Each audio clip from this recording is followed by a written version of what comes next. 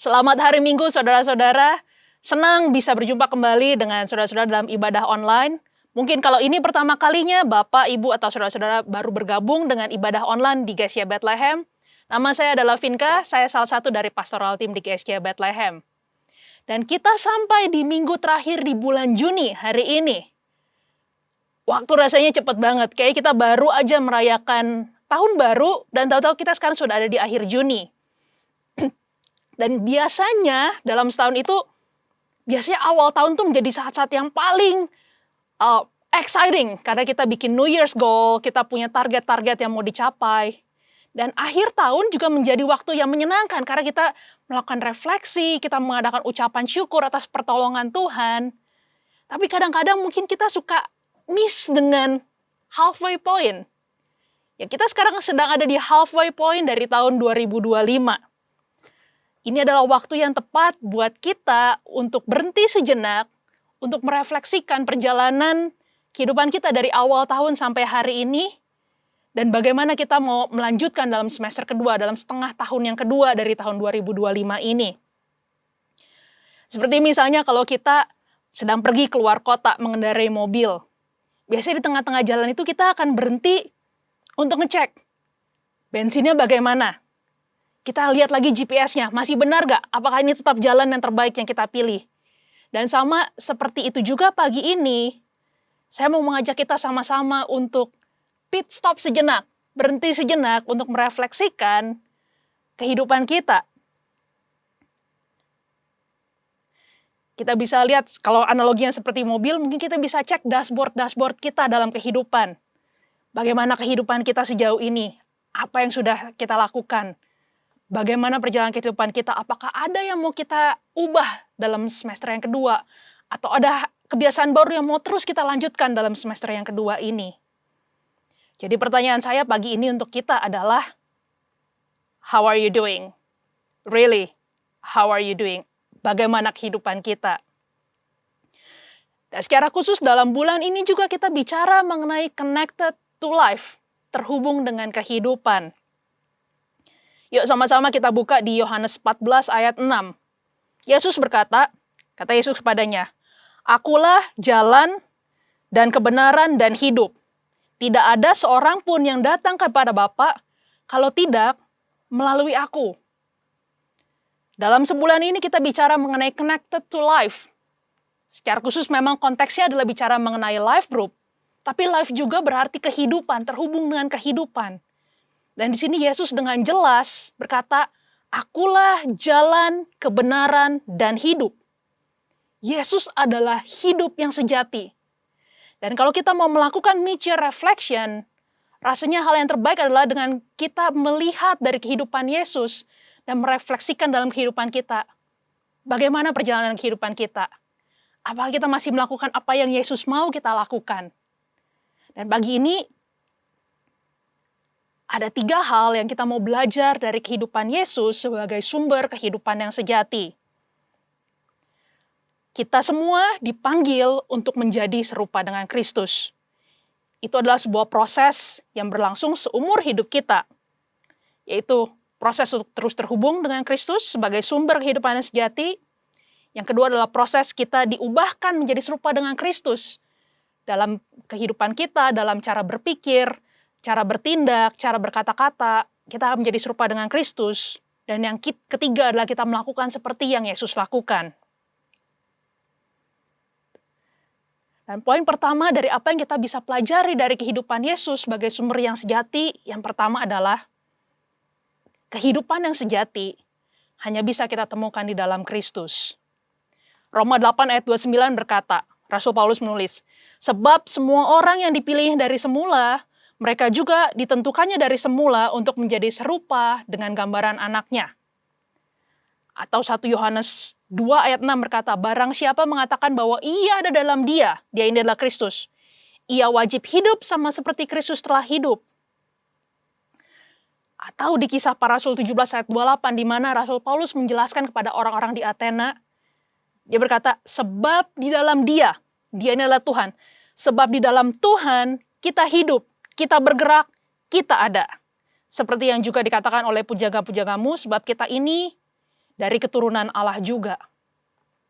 Apa yang dimaksud dengan ayat-ayat ini? 3 ayat ini bicara bahwa kita hidup di dalam Tuhan. Kita harus menjadi semakin serupa dengan Tuhan.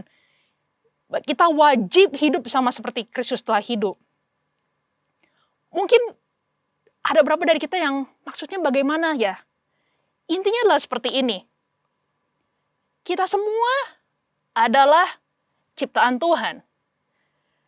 Dan sebuah ciptaan hanya bisa menemukan nilai yang sejati, tujuan yang tepat dari penciptanya. Sama seperti misalnya kalau kita punya peralatan pertukangan, ada macam-macam kan? Ada tang, ada palu, ada gergaji, dan mungkin ada tang, ada obeng. Kalau misalnya kita mau menempelkan paku di dinding, saya tahu, kita pasti tahu, oh ya, harus pakai palu. Tapi apakah sebuah tang nggak bisa dipakai untuk memakukan paku ke dinding? Bisa, tapi nggak akan efektif. Yang ada malah adalah tangnya akan jadi rusak atau temboknya menjadi rusak. Sama seperti kehidupan kita, kalau kita belum menemukan tujuan kita yang sejati dari penciptanya, yang ada adalah terjadi kita bisa menggunakan kehidupan kita secara salah. Bisa berfungsi? Bisa. Bisa bergerak? Bisa. Tapi apakah kita akan hidup dengan optimal? Rasanya kita nggak bisa, karena kita kehilangan, kita tidak memahami tujuan kita yang sejati. Dan tujuan kita yang sejati hanya bisa kita temukan di dalam Yesus dan Tuhan kita sebagai Tuhan yang menciptakan kita. Lebih dari sekedar mengetahui fungsi dan tujuan kita, sama seperti sebuah masterpiece kalau kita bicara dalam istilah di bidang seni. Salah satu masterpiece yang terkenal itu adalah patung David, ciptaan Michelangelo, di mana patung itu dibuat dari satu blok marmer yang diukir. Mungkin kalau kita tanya sama marmernya, kalau marmernya bisa ngomong, atau kalau patung Daudnya itu bisa ngomong, dia mungkin nggak akan tahu kalau dia itu adalah sebuah masterpiece. Tak kalau penciptanya tidak memberitahukan atau tidak ada orang lain yang bilang dia masterpiece, karena itu hasil karya dari penciptanya. Sama seperti kehidupan kita. Kehidupan kita hanya bisa menemukan nilai kita sepenuhnya, tujuan kita, fungsi kita, panggilan kita sepenuhnya, hanya pada saat kita betul-betul tertanam, terhubung dengan Kristus sebagai sumber kehidupan kita. Itulah sebabnya pagi ini, tadi saya bilang, kita akan melakukan mid-year check, mid-year reflection. Bagaimana dengan kehidupan kita?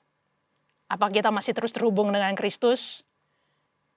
Apakah kita menjadi semakin serupa dengan Kristus dibanding pada saat kita memulai tahun ini? Bagaimana dengan keputusan-keputusan yang kita ambil? Bagaimana dengan nilai kehidupan kita? Apakah saya hari ini, apakah Vinka hari ini menjadi semakin serupa dengan Kristus dibanding Vinka pada saat Januari awal tahun ini? Mungkin kita bisa menanyakan pertanyaan yang sama dengan diri kita masing-masing. Bagaimana perjalanan kehidupan saya sejauh ini? Saya percaya banyak hal yang sudah kita alami, banyak hal yang sudah terjadi, baik secara individu, di komunitas kita maupun di negara dan di global, banyak hal yang terjadi. Tapi tetap kita bisa menjadi semakin serupa dengan Kristus, walaupun banyak yang terjadi, pada saat kita bisa terus terhubung dan semakin kuat terhubung dengan Yesus sebagai sumber kehidupan kita. Itu yang pertama. Jadi kehidupan seperti apa yang mau kita pelajari dari Kristus adalah, yang pertama, kehidupan sejati kita hanya bisa ditemukan dalam Kristus. Yang kedua, kehidupan itu adalah untuk saling berbagi. Life is to be shared. Yesus yang adalah 100% Allah dan 100% manusia. Dia adalah manusia yang sempurna, tapi dia memutuskan untuk tidak hidup terisolasi. Dia hidup di dalam komunitas. Sama juga seperti itu dengan kita. Kita tidak dipanggil untuk hidup terisolasi. Bahkan saya berani mengatakan bahwa kita tidak bisa hidup terisolasi. Ya, Masing-masing dari kita punya panggilan pribadi. Kita punya tujuan pribadi. Hubungan kita dengan Yesus adalah hubungan pribadi. Tidak bisa diwakilkan oleh siapapun. Hubungan kita terhubung dengan sumber kehidupan itu adalah keputusan kita secara pribadi. Tapi bukan berarti kita harus menjalani kehidupan dengan hanya diri kita sendiri atau terisolasi. Karena seperti yang ditulis di Kejadian 2 ayat 18, Tuhan Allah berfirman, tidak baik kalau manusia itu seorang diri saja. Aku akan menjadikan penolong baginya yang sepadan dengan dia. Allah sendiri berfirman, tidak baik kalau manusia itu seorang diri. Mungkin kita pikir itu hanya nggak baik. Kalau Tuhan sudah berfirman seperti itu dan Yesus mencontohkan bahwa dia pun tidak menghidupi kehidupannya terisolasi, apalagi dengan kita. Bicara mengenai hubungan, mengenai relationship, salah satu penulis John Mark Comer dalam bukunya From Practicing the Way, dia mengajarkan, dia menuliskan ada 4 tipe kelompok hubungan dalam kehidupan kita. Berdasarkan penelitian dari sosiologis juga, Dr. Dunbar, yang pertama itu disebutnya adalah inner circles atau intimates. Itu 1-5 orang yang betul-betul mengetahui kita, mengetahui sisi buruk kita, sisi baik kita, dan mereka menerima kita dan mengasihi kita apa adanya. Mereka ini adalah orang-orang seperti yang suami atau istri kita, teman-teman terdekat kita, ataupun mentor-mentor kita. Mereka adalah orang-orang yang betul-betul mengetahui kita dan di mana kita bisa terbuka sepenuhnya. Dan mereka bisa membantu memberikan masukan dalam kehidupan kita. Nah, kelompok kedua dalam hubungan yang sedikit lebih luas dari inner circles atau intimates itu adalah pertemanan atau friends. John Mark Comer bilang biasanya kelompok ini terdiri sampai 5-15 orang. Ini adalah orang-orang di mana kita hidup, menjalankan kehidupan bersama. Belajar untuk melakukan satu sama lain seperti yang Alkitab tuliskan. Saling mengasihi, saling melayani, saling memberi. Nah, biasanya di kelompok inilah kita bisa berlatih dan belajar. Lebih luas lagi kelompok yang ketiga, itu yang disebut istilahnya adalah colleagues atau rekan kerja atau komunitas besar. Kelompok ini terdiri sampai dengan 150 orang. Dan bahkan ahli-ahli sosiologi percaya bahwa satu orang itu individu hanya bisa membangun hubungan sampai maksimum 150 orang, yaitu di kelompok ini. Dan biasa di kelompok ini kita menerima banyak hal. Dibilangnya itu seperti satu kelompok, satu komunitas besar, di mana kita bisa masih saling berelasi, masih bisa saling berhubungan. Tentu nggak bisa dekat erat dengan yang kelompok sebelumnya yang 15 orang. Dan yang lingkaran yang keempat atau yang paling luas itu disebut tribes atau kesukuan. Ya, ini adalah kelompok yang lebih besar dari 150 orang. Biasanya ini adalah kelompok yang kita memiliki kesamaan identitas yang besar. Misalnya sebagai anggota Gereja Bethlehem, kita bagian dari anggota Gereja Bethlehem. Ada banyak anggota kita, atau sebagai orang-orang percaya, kita bagian dari tubuh Kristus. Itu seperti misalnya tubuh Kristus adalah tribes-nya kita. Kita bisa menerima identitas, kita bisa melihat visi yang lebih besar dalam kelompok ini. Dan kita perlu hubungan dalam 4 kelompok ini. Yesus juga mencontohkan dalam kelompok yang paling kecil atau intimates. Yesus punya Petrus, Yakobus, dan Yohanes. Lalu di kelompok pertemanan, Yesus punya 12 murid dan orang-orang terdekatnya. Lalu juga ada kelompok yang lebih besar atau colleagues itu, ada 120 orang yang berkumpul di Yerusalem, di loteng Yerusalem sebelum hari Pentakosta. Dan yang terakhir, tribes bicara mengenai gereja. Gereja sebagai tubuh Kristus. Kita adalah kelompok besar, tapi kita punya kesamaan identitas. Bahwa kita sama-sama percaya dan mengasihi Yesus. Dalam kehidupan kita perlu hubungan dalam 4 kelompok ini.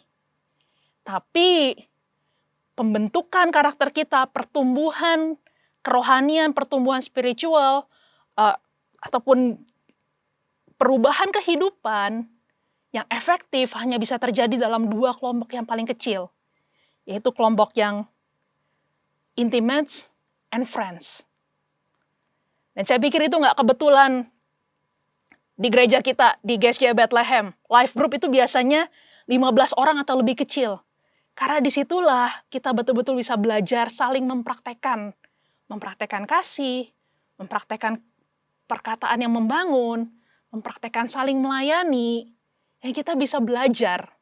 Dan karena hubungannya dekat, hanya maksimal 15 orang, kita bisa saling menasehati, bisa saling menguatkan, dan kita masih bisa saling terbuka. Dan agak sulit buat kita untuk bisa terbuka dalam kelompok yang lebih besar.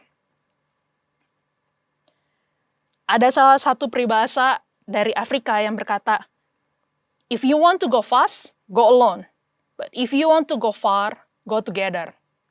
Dan saya percaya ini salah satu nilai kita. Life is a journey.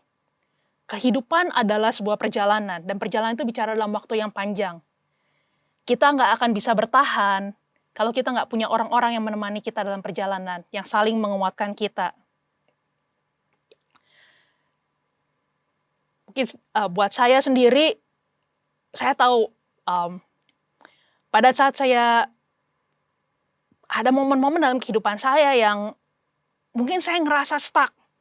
Saya ngerasa kayaknya kok semuanya tuh semua negatif. Dan berulang kali teman-teman yang terdekat saya, teman-teman yang dimana saya bisa terbuka sepenuhnya, mereka yang membantu saya untuk bertahan. Mereka yang membantu saya untuk mengubah perspektif saya, untuk melihat lebih besar, untuk mengarahkan atau men-challenge perspektif saya yang mungkin salah, men-challenge pemahaman saya yang nggak tepat, dan mereka dengan penuh kasih berkata, kayaknya kamu salah. Tapi saya percaya justru koreksi-koreksi dari orang yang terdekat dengan saya itulah yang buat saya masih bertahan sampai saat ini. Dan saya berharap kita semua punya orang-orang seperti itu dalam kehidupan kita. Karena ketika kita hidup terisolasi, mudah buat kita untuk menjadi negatif tanpa menyadarinya. Untuk teman-teman, untuk saudara-saudara yang mungkin cenderung overthinking, saya salah satunya. Sangat mudah buat kita untuk stuck dalam pikiran kita, karena kita terlalu mikirin hal yang berlebihan dan ujung-ujungnya biasanya menjadi negatif. Jarang sekali buat saya dari pengalaman pribadi saya, pada saat saya overthinking, saya menghasilkan kesimpulan yang positif. Karena biasanya kalau saya sudah overthinking itu ujung-ujungnya negatif. Dan di saat itulah saya perlu teman-teman di mana saya bisa terbuka, yang saya bisa berbagi kayak, saya punya pemahaman seperti ini, apakah ini benar apa enggak, dan biasanya mereka, orang-orang yang tepat itu mereka akan men-challenge saya, akan menantang saya dalam pemikiran saya dan membantu untuk mengarahkan saya.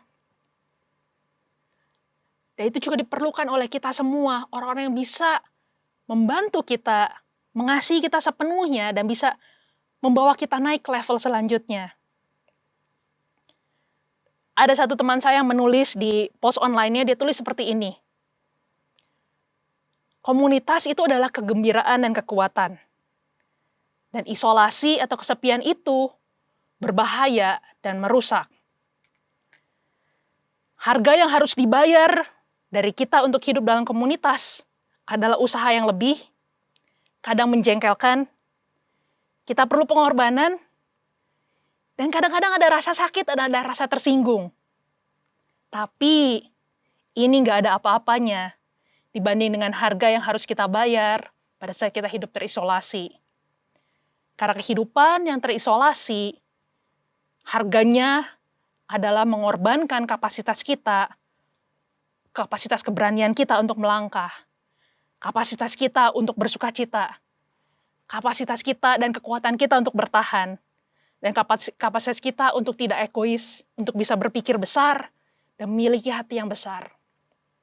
Itu adalah harga yang terlalu mahal untuk kita bayar kalau kita hidup terisolasi. Jadi apa yang mau saya sampaikan pada hari Minggu ini, pada ibadah ini? Bagaimana dengan kehidupan kita? Apakah kita punya orang-orang seperti yang saya sebutkan di atas, orang-orang yang betul-betul mengerti, mengenal kita apa adanya, dan bisa memberikan masukan dalam kehidupan kita.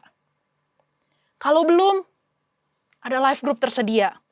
Mungkin kalau Bapak Ibu Saudara tergabung dalam komunitas online, bisa cari orang-orang yang ada di sekitar saudara, yang saudara tahu sejalan, sepemikiran, punya nilai yang sama, yang bisa membangun kehidupan kita. Jangan jalani kehidupan kita sendirian. Karena kita tidak diciptakan untuk hidup sendiri. Poin yang ketiga, kehidupan kita adalah untuk menghasilkan buah. Yohanes 15 ayat 16 berkata, bukan kamu yang memilih aku, tapi akulah yang memilih kamu. Dan aku telah menetapkan kamu supaya kamu pergi dan menghasilkan buah, dan buahmu itu tetap. Kita udah sering dengar, Pastor Arif sering berkata seperti ini, masalah terbesar dalam kehidupan itu adalah kalau ego, me, myself, and I is on the top. Karena keegoisan itu akan merusak hubungan, akan mengisolasi kehidupan kita. Sementara kita dipanggil untuk menghasilkan buah. Dan yang menarik adalah, kebanyakan buah itu tidak dinikmati oleh pohonnya. Buah itu dinikmati oleh yang lain, selain dari pohon yang menghasilkan buah itu sendiri. Sama seperti kehidupan kita juga. Pada saat kita hidup terbuka, kita hidup saling memberi, saling melayani, membangun kehidupan orang lain, kehidupan kita akan menjadi semakin besar, akan semakin berdampak. Bayangkan seperti satu buah apel. Mungkin buahnya kecil, tapi di dalamnya ada 5 atau 10 biji dan masing-masing punya kapasitas untuk menjadi pohon apel dan menghasilkan banyak buah yang lain. Demikian juga dengan kehidupan kita. Buah apa atau benih apa yang sedang kita tanam dalam hubungan kita satu sama lain, dalam pekerjaan kita, dan kehidupan siapa yang sedang kita bangun. Dimulai dari hubungan yang paling kecil, dalam keluarga sebagai orang tua, anak-anak yang Tuhan titipkan dalam keluarga kita adalah murid-murid pertama, orang-orang pertama yang bisa kita muridkan. Dalam hubungan kita, dalam pertemanan kita, dalam komunitas di gereja. Itulah sebabnya kita bisa saling memberi, kita bisa saling melayani. Mari sama-sama kita menjadi gereja, menjadi orang-orang yang hidup berbuah. Gak hanya sebagai konsumen yang mementingkan semuanya hanya untuk saya. Karena kehidupan kita terbatas, tapi kita mau hidup lebih besar dengan cara bisa menjadi berkat bagi banyak orang. Jadi itulah 3 poin yang mau saya bagikan bagian dari firman Tuhan. Mari sama-sama kita merefleksikan kehidupan kita. Tuhan sudah memanggil kita, Tuhan punya tujuan yang besar dalam kehidupan kita pada pagi hari ini. Dan yang pertama, kita hanya bisa menemukan itu di dalam Kristus. Bagaimana hubungan kita dengan Kristus? Apakah ada hal-hal yang perlu diperbaiki dalam kehidupan kita? Yang kedua, kita dipanggil tidak untuk hidup sendiri, tapi hidup dalam komunitas. Bagaimana hubungan kita dengan satu sama lain? Atau mungkin kalau kita belum bergabung dalam komunitas, mungkin ini waktunya untuk kita mengambil keputusan bergabung dalam komunitas. Atau yang ketiga, kehidupan siapa yang sedang kita bangun? Apa yang bisa kita kontribusikan? Jangan hidup hanya untuk diri kita sendiri, karena itu sangat membatasi kehidupan kita. Untuk kita bisa hidup lebih besar lagi, kita harus hidup menjadi berkat, memberi, membangun kehidupan orang lain. Mari kita lihat sekeliling kita. Siapa yang bisa kita encourage? Siapa yang bisa kita ajarkan? Ada sesuatu yang bisa kita bagikan, sesuatu yang bisa kita ajarkan pada satu sama lain. Dan saya percaya, pada saat kita ambil waktu untuk merefleksikan dan mengambil komitmen yang baru, setengah tahun yang kedua dari tahun ini menjadi waktu-waktu yang luar biasa. Dan pada saat kita sampai di akhir tahun, kita melihat bahwa hubungan kita menjadi lebih kuat. Terhubung dengan Kristus, terhubung dengan sesama, dan terhubung dengan pekerjaan Tuhan. Dan kehidupan kita menjadi kehidupan yang lebih luar biasa lagi. Mari sama-sama kita berdoa. Bapak, aku mengucap syukur Tuhan untuk firman-Mu yang sudah dibagikan. Aku berdoa biar setiap perkataan yang sudah disampaikan boleh menjadi berkat Tuhan. Bapak, ajar kami untuk bisa menerapkan firman Tuhan dalam kehidupan kami sehari-hari Tuhan. Bicara dalam kehidupan kami, ada hal-hal yang mungkin kami perlu perbaiki, biar kami punya keberanian untuk melangkah menaati firman-Mu pada pagi hari ini Tuhan. Terima kasih, aku memberkati setiap orang yang mendengar firman Tuhan ini. Aku percaya firman-Mu tidak akan kembali dengan sia-sia. Di dalam nama Tuhan Yesus, kami berucap syukur. Amin.